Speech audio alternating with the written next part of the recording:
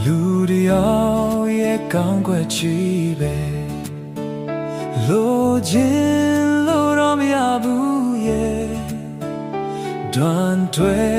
တဲ့ဆိုကွယ်လဲပါမယ်အဝင်ခွင့်ချဆူတောင်းသမျှပြည်စုံအောင်ဘယ်ပြားမှမစွမ်းနိုင်ဘူးနိစတာနဲ့ရောင်ရဲကြရတာလေမင်းအသိပါပဲ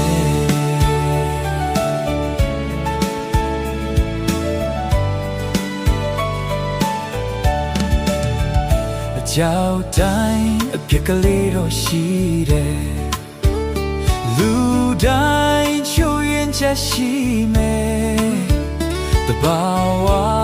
ရဲ့သဘောတရားတစ်ခုပါပဲပုံစံတစ်ခုတည်းဇွတ်အတင်းသွတ်သွင်းနေရင်ငကိုရှိရင်ဆွဲကုန်